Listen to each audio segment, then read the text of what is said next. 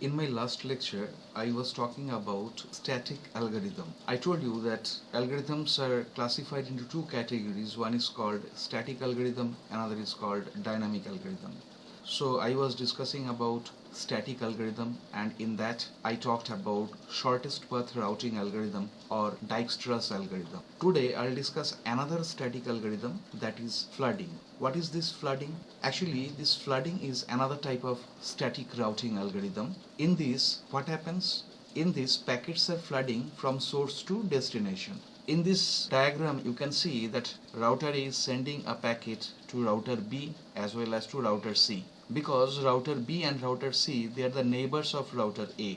After receiving the packet from router A, router B again will send that packet to D as well as to C. That means C is receiving the same packet from both the sources, router A and router B. So C is receiving multiple packets of same data. This is called flooding.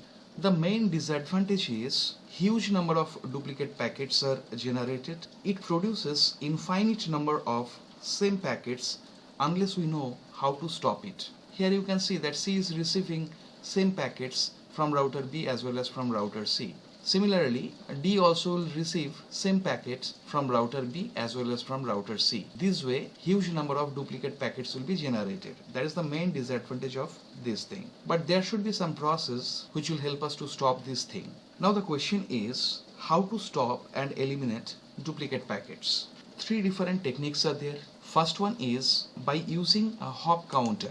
So what is this hop counter? Actually, with each and every data packet, there will be a counter that is actually a hop counter. Say here in this example, say this is the data packet. Here the hop counter value is 2 and this packet will be forwarded to B as well as to C.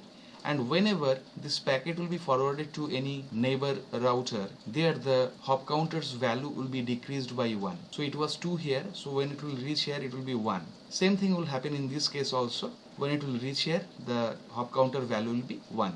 Further, router B will forward the packet to router D as well as to router C. So the same packet when router C will receive, here the hop counter value will be decreased by 1. So it was 1, now it will be 0. Here also the same thing will happen. It was 1 here in B, but when it will reach to D, the hop counter value will be decreased by 1 and it will be 0. So what to do in this? Actually, the packet will be discarded if the hop counter's value is 0. So whenever any packet's hop counter's value will be 0, that packet will be discarded. So in this way, we can stop this process of generating huge number of duplicate packets. Second process is apply sequence number in packets. What is that? Actually, it avoids sending the same packet second time. A router does not accept a packet with the same sequence number, and in such a case, the router discards the packet. How is it possible? Every router maintains a list of records of received packets, and this list helps to discard the duplicate packets.